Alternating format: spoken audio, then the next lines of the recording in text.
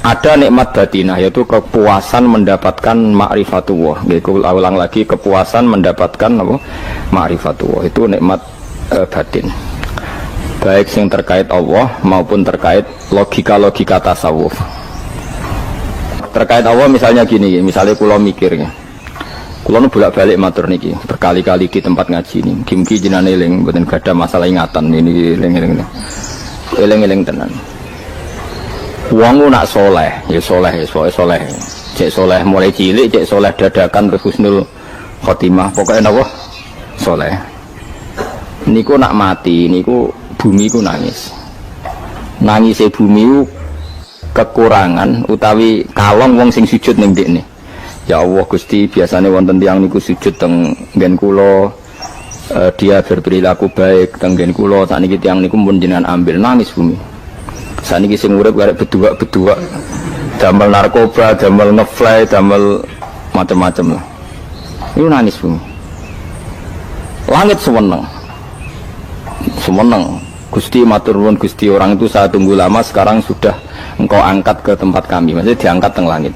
Sing bumi nangis, sing langit napa? Seneng. Nah, kemudian kita berpikir begini, bumi kok iso nangis ku piye? Nah itu terserah sampean apa termasuk ulama zahir apa termasuk ulama batin.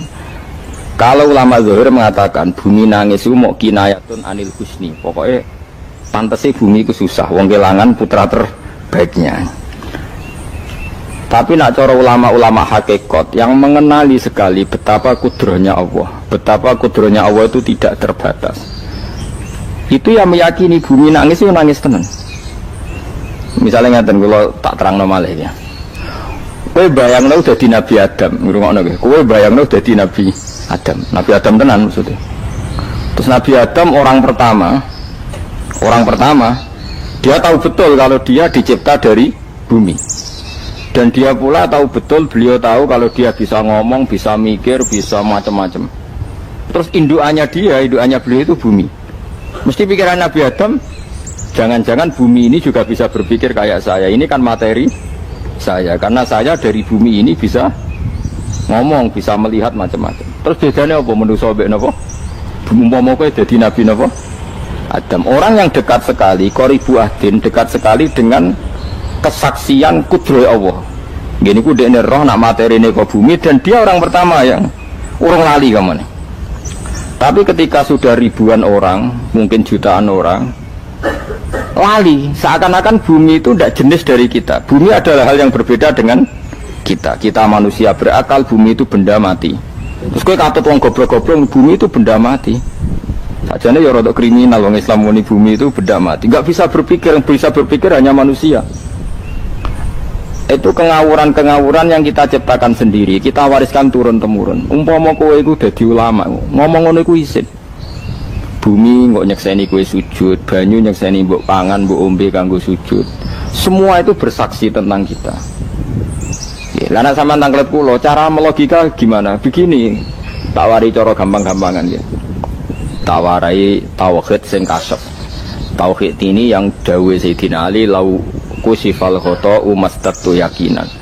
Umpama somben tutup-tutup iku dibuka, akulah imanku ora tambah mbek pangeran. Karena tren dunia dan akhirat sama. Zaman yang dunia ya Allah ala kulli saing kodin, kok zaman yang akhirat ya Allah ala kulli saing. Cara Sayyidina Ali, sampeyan aku wis matilah imanku ora tambah meskipun aku ora swarga neraka. Lah kena napa? Darah padha wae, ning dunia ya pertunjukan kudratullah, ning akhirat ya pertunjukan kudratullah. Jadi pikirannya Sayyidina Ali seperti itu. Saya kan lahir misalnya tahun 1970. Berarti mulai Nabi Adam itu saya kan nggak ada. Ngerti-ngerti ada. Saya mengira waktu zaman tidak ada itu panjang apa cepat? Cepat, karena kita tidak melalui itu. Ujuk-ujuk wujud. Kadang aku mati ya wedi kan. Mau mati jebule kiamat 1 juta tahun kasih apa nang kuburan. Masuk di Khalillah itu. Makanya aku ya ora roh, tak tinggal turu sakmono kan yo nglilir. Nang nglilir terus nang ndi terus. Apa mlaku-mlaku nang donya, apa piye? Nak turu ya kok ngani ngoyo turu kok ribuan tahun lintas. Terus ya apa jajal? Sampeyan tak takoki, misale sampeyan ning kuburan niku apa? Apa ngadepi muka nakir tukaran terus itu keselen tukaran kok nopo ratusan ribu mungkin. Nah terus kita dilatih. Kata Sayyidina Ali gampang latihan seperti kata Sayyidina Ali apa gampang ya udah menjadi wong alim. Pada akhirnya kita ini aku zaman urip yo ora roh karepe, ngerti-ngerti urip, mati yo ora roh karepe. Pas mati sampean petangin dah yo ora roh karepe. Pokoke wa matar sauna illa ya Allah. Makanya masyhur itu dia ketemu orang ateis. Dia orang ateis itu anti Tuhan, anti Tuhan pokoknya. Dia ditanya, lalu kamu hidup itu karena siapa? Ya enggak tahu hidup. Lalu kamu mati yang menentukan siapa? Ya enggak tahu, kalau tahu mati. Ya berarti Anda enggak bisa menentukan diri kamu sendiri. Akhirnya dia taslim, ya ada yang menentukan. Lah ya ada yang menentukan itu dalam Islam disebut apa? Allah, disebut kalimatu haqqin alaiha nahya wa alaiha namut. Jadi kalau maknani itu kalimat yang benar-benar nyata, yang karena kalimat itu pula kita mendapat kehidupan, yang karena kalimat itu pula kita mati, yang karena kalimat itu pula kita akan bangkit lagi. Itu yang makna hakikat. Tapi kalau makna syariat nggak begitu. Kalau makna syariat begini, dan ini benar juga. Mulanya kena ada di ulama, ciri utama ulama itu jami'ul bayan. Dia kalau menjelaskan itu indah sekali, dan orang pasti taslim. Sama saya tak warai tenan.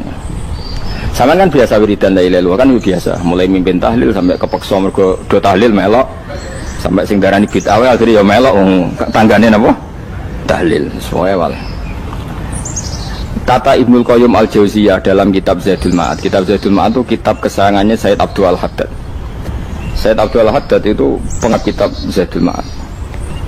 Padahal kitab ini dikarang oleh muridnya Ibnu Taimiyah. Abdul Haddad itu gak seneng Ibnu Taimiyah tapi seneng muridnya. Jadi di sini ulama ya demokratis, gak seneng gurunya tapi seneng. Saja nih Ibnu Taimiyah itu orang baik, ya ulama top ya baik, ya waras top. Tapi ngerti-ngerti Wahabi itu identik dengan Ibnu Taimiyah. Akhirnya ulama ahli sunnah penyebut itu terus izin. Mulane kiai-kiai ra ono sing dalil kok Ibnu Taimiyah mergo dicap Wahabi. Padahal Ibnu Taimiyah wong alim. Di kitab-kitab kita termasuk Syekh Muhammad Piyambak nanya Ibnu Taimiyah qala Syekhul Islam loh qala. Tapi kan ini sudah milik Wahabi sehingga kita ini terus akhirnya gak gelem nyebut. Jadi kitab koyo dalil fastabiqul khairat iki apa par iki dadi dalil yo dhewe-dhewe. Wah parah tenan wong-wong. Dulu saya melihat orang enggak kunut itu ya biasa. Mergo saya sebagai wong alim ngerti iku madzhab Abu Hanifah. Saya kira arah kunut Muhammadiyah. Kita ini sebetulnya ahlul ilmi enggak tahu kunut itu madzhabnya siapa kita. Itu madzhabnya Abu Hanifah, yang kunut madzhab Syafi'i. Tapi tahu-tahu iki madzhab NU, iki madzhab Muhammad. Mana ada orang-orang ini bisa punya madzhab? Ngalime sepiro nganti dadi nopo? Madzhab. Tapi wis dadi bahasa, wis dadi nopo? Sewajo kabeh jane. Mas repot-repot. Tak warai iki. Sampeyan ben nglafadzno la ilaha illallah iku keren ya. Keren tenan mboten keren-keren. Ngendikane Ibnu Qayyim Al-Jauziyah itu gini. Min asliha khuliqatil jannah wa min asliha khuliqatin nar. Terus wa min asliha khuliqatid dunya wa min asliha buisatir rasul wa min asliha qatalar rasul. Oh, terus sampai sekarang saya tak bedai. Surga itu kan digawe kelas VIP. VIP mewah. Terus dari rugen ini bidadari dulu kan nak wingi tersebut. Kira 70. 70. Wayu kabeh ora ono sing kriting, wayu kabeh. Wayu kabeh terus gak tahu delok wong liya kan. Kadang bojo kita wis elek jek delok. Oh ya bidadari sifatnya maksuratun fil khiyam. Jadi gak tahu keluyuran ning ndi. Wayu kabeh. Lek surga yang semewah itu selek itu ya bagi mereka sing nglafatno atau yang menerima la ilaha illallah. Neraka sekarang dibikin dalam itu. Jari Abu Hurairah neraka itu tes-tesane benda kamu jatuhkan ke neraka itu untuk santai ke bawah itu nunggu 70 tahun. Kila 70.000 tahun. Dikira HP mu buat ceblok neraka itu ceblok itu ngenteni 70 tahun. Betapa dalamnya ngentekno bego piro ya bayang misalnya. Oh itu kontraktor mana saja tidak sanggup itu disuruh ngedok kedalaman neraka. Iku ya mau kanggo wong sing menolak la ilaha illallah. Jadi kalimat ini luar biasa. Swarga digawe bagi yang nerima, neraka digawe ya untuk yang menolak. Ini kalimat sing kena tahlilan turu iku lho. Iku kalimat sing nggo alasan Allah gawe swarga. Terus kalimat sing suwe-suwe sing lafadzno diarani bid'ah iku. Itu kalimat sesakral ini nasibnya akhir zaman itu entek. Gara-gara dilafadzno tahlilan tersangka jadi apa? Beda. Dulu kalimat yang dipuja-puja penyebab surga dan neraka. Saiki kalimat itu tersangka. Mau perkara napa? Beda. Wis ki aja melok-melok, kowe debat ya ora iso makili aku sebarno iso. Kok kowe terusno dalan tok. Dah. Berarti la ilaha illallah itu kalimat yang surga dibikin karena itu, neraka dibikin ya karena itu. Kemudian Allah punya sunnah, lalu butuh pelatihan. Dikasihlah Allah dari bumi. Piye manusia butuh latihan, dibikinlah bumi. Bendene latihan ikrar la ilaha illallah dengan sadar, dibikinlah bumi, liyabluwakum terus dites. Wes digawe bumi, ono makanan, ono minuman, ono wong wayah, ono pegatan macam-macam, wong diutang wis mbulet macam-macam. Gue ngetes, eling la ilaha illallah apa eling utangi, eling la ilaha illallah apa eling kasuse, pokoknya dites. Karena nggak fair kalau Allah bikin itu kemudian nggak dites, dibikinlah darul imtihan. Dunia itu bahasa Arabnya darul imtihan, tempat tes-tesan. Imtihan mana apa? Tes, liyabluwakum, diuji. Pas diuji kita hidup. Artinya kita dihidupkannya pun oleh Allah demi tes-tesan la ilaha itu disebut kalimatul haqqin alaiha. Nah ya sebenarnya kita hidup pun ini untuk dites. Pada akhirnya la ilaha illallah apa enggak? Paham ya? Terus dites. Allah itu juga secara hukum itu kan nggak fair, dites kok nggak punya pemandu, dibikinlah rusul, diutuslah para rusul untuk pemandu. Tes itu kan butuh seru, mak pemandu tok orang ono musuhnya kan nggak seru, dibikinlah setan. Saat ini sebagian kita sudah setan tapi ini ben seru. Lo ndak setan kan minal jinnati, mana serumang samu setan usopo, baik setan minal jinnati. Nah, jadi kena muni a'udzubillahi minasyaitonir rajim terjemahnya berlindung Allah dari saya sendiri ya Allah itu. Lu itu kalau lama dulu biasa a'udzubillahi min syururi anfusina wa min sayyiati a'malina. Sebenarnya kita berlindung hanya dari setan yang jauh, iblis tunda. Ya setan diri kamu sendiri, min syururi anfusina, dari kejelekan diri kita. Ngomongnya do ujug, soalnya setan tuh makhluk gaib sing piye. Lah kowe iku sapa? Nganti kowe maksiat terus mergo akrab klop roh mbek setan klop mulai terus maksiat. Dah Allah ngutus pemandu yang ngecul setan ben fair. Napa? Fair. Jadi semua darul ibtila ini juga demi kalimat. Nah, makanya disebut kalimatul haqqin sing alaiha nahya. Kita hidup ya demi mendapatkan kalimat itu.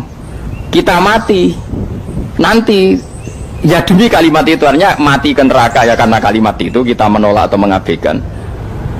Masuk surga ya karena kalimat itu kita hormat, kita benar dalam memperlakukan kalimat itu. Berarti alaiha nahya wa alaiha nam. Terus wa alaiha nub'as karuan, kalau kamu termasuk minal aminin ya nub'as minas solihin, kalau minal kafirin ya nub'as minaz zolimin. Tapi semua desain dunia ini hanya demi kalimat la ilaha illallah Muhammadur Rasulullah. Nah ini kan penting. Bagaimana mungkin kemudian kalimat sesakral ini, sehebat ini, kemudian ada orang tahlil kamu tidur? Kok iso? Kalau jangga kok iso nawang turu? Misalnya kayak mangkel, kalau mangkel sing mimpin Gus, kesuwira barbar. Bagaimana mungkin kalimat yang menyelamatkan Anda kemudian Anda anggap problem? Elek gak? Apalagi kamu anggap ini bid'ah. Nak cara kula oke lah, ndongakno mayit itu gak ono tuntunan Nabi. Tahlilan gak ono tuntunan. Tapi wis muni tok kono tok. Artinya menduk kono tok ora usah nyerang kalimah, enak kalimah tetap kalimah thayyibah. Soal kowe ora seneng sing tahlil, mergo tiga profesi lah iku wonge wae gedhinge aja geman. Ya saya misalnya, saya kadang enggak cocok sama mubalek karena kadang profesi. Tapi saya tidak pernah anti pengajian bagaimana bentuk membawa syiar Islam. Tapi kalau mubalek kadang ora seneng, kadang takon entuk piro. Bareng sangone sithik kok sumput mek transportasi ini. Lah ngono kok mbok senengi ku piye? Tapi kita terus gedeng keliru ku sing gawa syiar Islam. Mana ada pengajian didengar orang banyak tanpa mubalek? Gak iso. Ini iso melepukno barang-barang ra penting dadi penting iso. Lah cara guruku teng sareng lha ngape melepuk kanggo panggung barang perkara. Tapi kadang ya benar. Yang namanya mudin mubalek ya itu bisa benar bisa salah, tapi kamu gak boleh gedeng kalimatnya. Pilih kalimat itu kalimat hak. Nah, ini penting kalau utarakan sehingga zaman Nabi Sugeng ini rungokno tenan ngaji kula. Zaman Nabi Sugeng ada sahabat Namanya tuh Usamah bin Zaid. Ini sahabat kesayangannya Nabi, hibbu Rasulillah. Usamah itu diutus Nabi perang. Ini dengerin ya, diutus perang. Pas perang itu si kafir tadi menggal temannya. Ada yang tangannya putus, kakinya putus. Wah, seorang kafir ini sudah luar biasa. Bacok sana, bacok sini. Ketika terdesak oleh pasukan Usamah, kebetulan Usamah ini cakap ya, sama beberapa temannya orang Ansor. Orang kafir yang sudah kotoa arjulana wa kotoa aidiana, dia pas terdesak bilang la ilaha illallah. Terus sama Usamah tetap ditusuk, dibunuh karena dia berpikir ini qolaha muta'awid, dan dia melafadzkan kalimat itu hanya berlindung dari pembunuhan. Setelah dilaporkan Nabi itu marah besar. Nabi ngendikan kaifa anta ya Usamah bila ilaha illallah idza ja'at bika yaumal qiyamah. Kowe nak ditakoki la ilaha illallah ku piye? Piye-piye wis ngomong la ilaha illallah, tapi sampai ngomong ngoten sakwise ngethoki tangan kula, maksudnya tangan kula tangan kelompok saya, tiga-tiga saya. Nabi tetap jawab kaifa bila ilaha illallah idza ja'at bika yaumal qiyamah. Pokoknya Nabi menyoal terus. Sampai menjadi fatwa ijma'nya fuqaha, siapapun yang melafatkan la ilaha illallah harus kita terima, meskipun qolaha muta'awidzan, meskipun saat melakukan hanya cara zahir berlindung dari kematian, sehingga kita terima. Orang kafir yang 80 tahun kafir melafatkan la ilaha illallah 1 menit menjadi mukmin. Sampai ada ayat kulil ladzina kafaru iyantahu yufar lahum ma qad salaf. Ini kalimat yang sakral, bahkan kafir yang 80 tahun saja menjadi mukmin hanya karena melafatkan la ilaha illallah. Mulanya yang ngaji saya, yang senang saya, jangan pernah kamu mengatakan ada bid'ah yang orang bisa jadi kafir. Bagaimana mungkin orang mukmin yang ke kuburan dan melafatkan la ilaha illallah kamu katakan kafir? Padahal kalimat ini yang kafir 80 tahun saja menjadi mukmin. Saiki ana wong nglafatno la ilaha illallah mergo salah tempat pinggir patok mbok arani kafir. Kok aneh. Sing kafir 80 tahun dadi mukmin iki gara-gara nglafatno la ilaha illallah dadi kafir. Mergo mau salah tempat ning pinggir apa? Patok. Boleh nara cocok mending nganggur, wong sering ziarah ku nganggur. Nyatane ya tenan. Cara dekne pegawai negeri ora sering ziarah. Nah itu, tapi ora usah muni kafir gak mungkin lah. Coba kalimat ini itu orang kafir yang 80 tahun menjadi apa coba? Dengan melafadzkan kalimat ini mukmin kan? Berarti kalimat ini adalah kalimat penghilang kekafiran. Lalu karena dilafadzkan secara salah dianggap kafir. Hanya karena bid'ah, itu tidak mungkin. Makanya sebetulnya Wahabi yang alim-alim itu tidak berpendapat demikian. Saya punya beberapa referensi Wahabi yang alim itu tidak pernah mengkafir-kafirkan orang, karena perdebatannya seperti itu. Tapi saat ini wis kuwajo. Sebenarnya kalau orang alim itu ya mirip-mirip, entah Wahabi entah tidak mirip-mirip. Karena kalimat tadi. Wahabi itu kitab terbesarnya itu Ibnu Taimiyah. Ibnu Taimiyah itu punya murid Ibnu Qayyim Al-Jauziyah. Itu sampai sekarang saya lihat di fatwanya Ibnu Taimiyah itu begitu hormat sama orang-orang kita ini sama. Tapi tahu-tahu lewat penyaduran sana sini terus menjadi kacau. Jadi kalau balik ini malah sampai nak kepengen dua nikmat batinah seperti tadi yang saya utarakan. Swarga dicipta sedemikian mewah ya demi yang menerima la ilaha illallah. Terus neraka dibikin se ekstrim itu juga bagi yang nolak. Kemudian dibikin daru pelatihan yaitu dunia ya, karena kalimat berarti kalimat itu luar biasa. Wa biha qamatis samawati wal ardu. Kalimat ini pulang menjadikan langit bumi berdiri. Lalu sekarang kita bisa ngomong, bisa berpikir, bisa gadekno BPKB macam-macam. Itu karena kita sendiri apa karena kudratullah? Saya tanya. Karena kudratullah.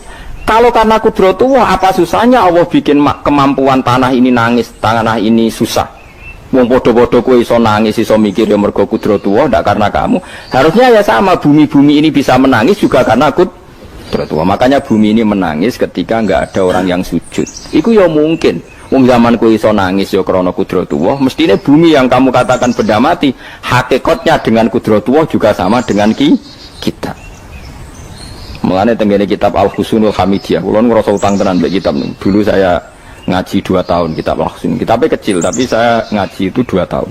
Berkali-kali saya ulang. Itu beliau cerita gini. Dia yang ngarang itu orang alim, kebetulan dia orang India. Memang kelebihannya kitab dikarang orang Arab itu luweh bulet. Wong Arab kan semuanya Islam, karangannya itu standar. Ini dikarang orang India, karang ulama yang masyarakatnya itu ndak karu-karuan. Beliau cerita itu gini. manusia itu punya satu kebodohan, di mana kebodohan itu disebabkan oleh robtul asbab al-adiyah, mengkaitkan sebab sing biasa-biasa. Misalnya gini, sama saya kita omongi, misalnya ada orang bilang gini, batu ini nanti itu menjadi ayam. Orang bilang mukhal apa enggak? Enggak, jawab saja. Mukhal. Kenapa bilang mukhal? Karena dikira enggak bisa kan? Enggak, jawab saja. Jawab satu-satu. Batu ini menjadi ayam. Kamu jawab mukhal. Alasannya apa? Alasannya enggak mungkin terjadi, apa kamu enggak bisa? Sebetulnya karena kamu udah bisa. Udah. Lau ukhbiro dzakar rajul. Andai kan orang itu kamu kasih tahu, klungsu ini biji asem itu, biji pohon asem itu. Nanti yang kecil ini suatu saat besar. Setelah besar buahnya banyak, tambah besar, tambah besar. Terus orang bilang mungkin. Ketika bilang mungkin itu karena dia bisa, apa hanya karena menyaksikan berkali-kali ada kejadian nak kelungsu ditandur iku iso dadi gede. Coba sama jawab. Karena dia bisa apa karena hanya menyaksikan itu sering terjadi? Hanya misalnya. Artinya zaman dia mengatakan mungkin itu pun tidak memberi kontribusi ikut buat. Iya enggak? Tetap bergantung kudrahnya Allah. Dia hanya bilang mungkin karena sering melihat. Sebenarnya dia enggak sama sekali memberi kontribusi. Lha darani mungkin ya ora urun. Paham ya? Lalu kenapa dia kecangkeman terus muni wong wis mati dadi lemah gak mungkin dadi manusa meneh. Lho zaman dadi manusa sing wis ngene iki kok mani dene lara melok gawe. Terus muni mungkin mergo sering terjadi, sering roh, sering bersaksi. Berarti sebetulnya manusia itu pakai ukuran dia mampu tidak mampu apa pakai ukuran bersaksi melihat. Bersaksi. Nah ini kan problem, kita sebagai manusia itu problem. Makanya disebut wakanal insanu zaluman jauh lah, wis goblok aja-aja. Mereka manusia itu nak wis goblok aja-aja. Makanya saya kemarin diminta ngisi di pondok kajen. Kalau sampean berdebat sama orang ateis atau orang komunis itu gampang saja. Dilatih begini seperti teorinya Quran. Ya nanti saya teruskan, ini tak ulang lagi ya. Saya ulang lagi ya. Andai kan nggak pernah terjadi telur itu jadi ayam, nggak pernah terjadi sama sekali. Telur itu jadi ayam. Terus kamu mengasih tahu orang tadi, telur ini loh nanti jadi hewan yang hidup terus terbang. Mesti dia bilang mukhal, benda mati kok nanti jadi benda hidup yang terbang ngalor ngidul. Berhubung sering terjadi dan dia pun tidak ikut bikin, bilang mungkin. Paham? Saya ulang lagi ya. Berarti dia bilang mungkin karena sering apa? Terjadi dan dia lihat. Andai kan pertama kali gak ada telur sama sekali yang jadi ayam, terus pengalaman pertama di dunia belum pernah terjadi. Kamu kasih tahu telur ini nanti jadi ayam terus terbang. Orang ini bilang mukhal enggak? Mukhal. Berhubung sering terjadi bilang enggak? Nah berarti kita nanti bangkit dari kubur gampang saja bagi Allah. Cuma belum pernah terjadi kamu mengatakan mukhal. Nah makanya otak kita harus dibenahi. Kalian jogeman percaya ambek yang pernah kita lihat, yang sering kita lihat. Percayalah dengan akal, tapi akal waras deh. Para waras itu serempet tatanannya wangil. Makanya Islam itu melatih. Kul falillahil hujjatul baligha. Misalnya begini ya, dulu kalau Gerwani atau PKI atau siapa saja lah, itu kalau melatih anak-anak TK, makanya seorang ulama harus punya kecakapan penjelasan ibanatul ahkam. Itu anak-anak kecil dilatih. Anak-anak kamu terpejam, mintalah manisan sama Allah. Ya Allah saya minta manisan, saya minta permen. Terus disuruh buka, dapat nggak anak-anak? Nggak dapat bu. Wah berarti Allah nggak ada. Sekarang minta sama bu guru. Bu guru kami minta permen dikasih. Berarti yang ada bu guru bukan Tuhan gitu. Akhirnya jadi gerakan ateisme. Nah sebetulnya untuk melawan gerakan itu kita harus melatih begini misalnya gini. Saya itu pernah ketemu sama orang yang berpikiran komunis. Oh komunis juga. Dia nantang saya gini, Pak pokoknya saya tidak bisa nerima konsep Tuhan sebelum Anda bisa menjelaskan kenapa ada Tuhan. Jadi bocah kok elek ini. Nah, aku ngerti aja, sak cerdas ini tetap cerdas aku yakin tetap cerdas aku. Rasanya selain raine seram meyakinkan, tapi pikir tetap cerdas. Kulo itu kan wong Quran gitu, artinya punya pikiran panjang. Mungkin di antara orang Islam kita ini tidak punya kecakapan menjelaskan. Tapi kalau orang sering baca Quran, apalagi dia ngaji tafsir ya, yang waras maksudnya waras lah. Serapati seneng duit barang ini penting ya. Kalau seneng duit mari goblok. Yakin ulama seneng duit mari goblok tak jamin. Umpama alim wis kelas B, kelas C enggak bisa, tahqiq enggak bisa. Kalau tahu dikandani kanca kula yen ambek jenengan udah saya kaca akeh. Lah kena apa? Cok seneng duwe kula. Duwe wis masalah bagi ulama. Ora duwe ya luwih masalah kan ya. Maksudnya ora usah seneng tapi aja terus gak duwe. Sekarang saya tanya, Quran itu melatih kita gini. Quran itu sederhana kalau ngelatih tauhid, tapi orang pasti ingat. Kata Allah gini, enggak apa-apa, saya tidak Tuhan, enggak apa-apa. Kamu yang Tuhan. Tapi buktikan kalau kamu Tuhan. Caranya gini. Am khalaqus samawati wal ardi. Ya enggak apa-apa, kamu yang Tuhan enggak apa-apa, tapi buktikan kalau kamu menciptakan langit bumi. Mereka pasti ikrar, ya enggak mungkin saya menciptakan bumi, saya lahir sudah ada bumi. Yesus lahir sudah ada bumi, enggak mungkin Tuhan. Terus Tuhan membuat pertanyaan kedua, am khuliqu min ghairi syai'in. Ya sudah, kalau saya tidak Tuhan lalu enggak ada Tuhan, berarti alam raya ini tercipta oleh sesuatu yang enggak ada. Aneh enggak? Misalnya sebelum alam raya ini enggak ada Tuhan. Berarti sebelum alam raya ini kan adanya nihilisme, sesuatu yang enggak ada. Kemudian sesuatu yang enggak ada ini menjadi penyebab sesuatu yang ada. Aneh enggak? Menurut saya aneh. Sesuatu yang enggak ada itu mestinya kan enggak bisa ngelabeti, enggak bisa berfungsi, enggak bisa ada gunanya. Wong jenenge ra ono iku ya ora marai apa-apa. Mau ra ono kok dadi sebab. Sesuatu yang menjadi sebab itu yang wujud apa yang enggak ada?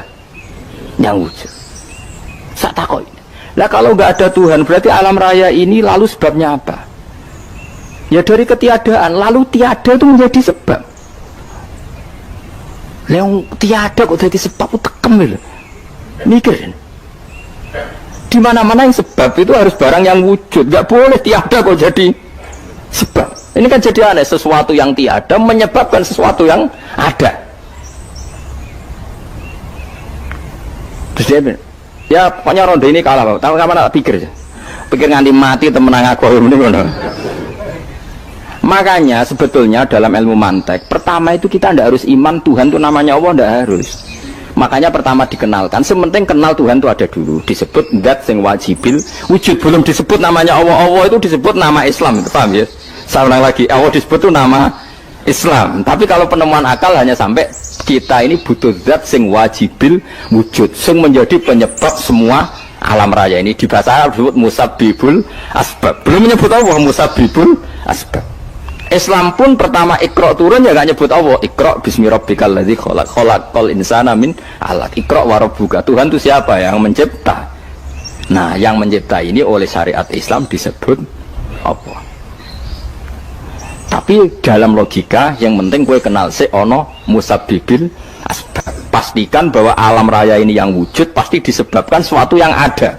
Enggak boleh barang wujud kok diciptakan oleh sesuatu yang tidak ada. Yang gendeng ora barbar barang ra ono mbok sifati al khaliq. Sing gawe langit bumi apa? Pencipta. Penciptane apa? Sesuatu yang tidak ada. Kowe ikhlas dutek ngono kowe ikhlas ta ora? Gak kowe ikhlas ta ora dutek ngono kowe ikhlas ta. Kowe gelem dadi bodho niku. Gelem kowe. Mboten. Nah, nikmat ngono jenenge nikmat batin. Mulane sing suwenang mbek kalimat la ilaha illallah. Wes ana sing bid'ahnallah iku wong nganggur wis beno sak uni-unine. Tapi kadang memang kita berlebihan. Tahlilan rabar-bar matang puluh dina ini rabar-bar. Muka alasannya wis disangoni akeh tahlil sedih lho sakake penggemar sing keselen sing rantuk sangu ya butuh cepet. Mulane cara kula niki penting kula utara nggih. Kowe nek ora cocok tahlilan 40 dina wis ngomong ae kira cocok model harinya. Tapi ki aja menolak kalimat la ilaha illallah iku disifati Kanjeng Nabi kalimat thayyibat. Wong Nabi wis nyifati thayyibah, kalimat yang suci kok nyifati bid. Tak soal kira cocok wong sebut. Misalnya kamu bilang saja wong mati wis sangu amale lha apa didongakno barang. Nek kowe pengen ndonga ora usah ndonga. Wis ora usah biasa wae. Kula lah mbok dongakno ora seneng. Gak meyakinkan. Karo dene mlebu swarga butuh dongamu ora ono swarga fadhole pangeran apa mbok dongakno barang. Nah tapi kowe ndonga aku ya seneng. Senenge ya semau lah timbang nyanyi-nyanyi rame-rame sadok ndonga. Mbok mandi mbok ora pokoke ndonga. Saya ulang lagi ya. Makanya Quran itu melatih logika sampai seperti itu. Am khalaqus samawati wal ard bal la yuqinun. Sampai terus diulang-ulang. Am khuliqu min ghairi syai'in. Kalau mereka merasa Tuhan enggak apa-apa, tapi buktikan mereka ini wujud sendiri tanpa sebab. Atau begini, kalau mereka tidak tahu sebab pencipta langit bumi, mereka sendiri suruh yakin kalau mereka adalah penciptanya. Am humul khaliqun. Enggak apa-apa. Ya tapi masih Abu Jahal gendeng lah, masih Abu Lahab ngawur lah, nak takoki, ya wes pangeran kowe wae sing gawe langit bumi. Penggemarnya saja pasti tertawa. Masa Abu Lahab darani pencipta langit bumi, wong lahir ning bumi. Tapi Quran oleh nggo jawab, am khalaqus samawati wal ardo. Apakah mereka menciptakan langit bumi? Bala yakin, mereka pun tidak pernah yakin. Jadi itu pangeran. Makanya di mana-mana orang alim itu suka debat. Karena pangeran sendiri kalau menjelaskan kebenaran seringnya juga nantang debat. Kata Allah, "Qul ara'aytum ma tad'una min dunillah aruni madza khalaqu minal ardi am lahum syirkun fis samawat." Enggak apa-apa mereka Tuhan kata Allah, tapi buktikan zaman langit diciptakan mereka memberi kontribusi apa? Apa urun bego, apa urun cagak, apa piye lah pas aku gawe langit iku dekne urun apa dari am lahum syirkun fis samawat. Misale urun apa lah? Urun tol, urun apa lah. Itu pangeran. Mereka kan pasti menjawab enggak. Terus itu nih kita bimbing qobliyada. Kalau kamu nggak percaya Quran sebagai kitab, nggak apa-apa. Tapi buktikan kamu punya kitab tandingan. Nggak, mereka nggak punya juga. Atau gini, nggak usah Quran, nggak usah sakralan. Au atharotim min ilmin, atau kajian ilmiah yang membuktikan bahwa Yesus itu Tuhan, atau yang membuktikan bahwa berhala itu Tuhan. In kuntum shodiqin, nggak apa-apa. Kalau kamu benar buktikan. Nah itu makanya semua nabi itu punya kecerdasan, karena tadi nabi kadung nantang itu nih kita bimbing qobliyada au atharotim min ilmin in kuntum shodiqin.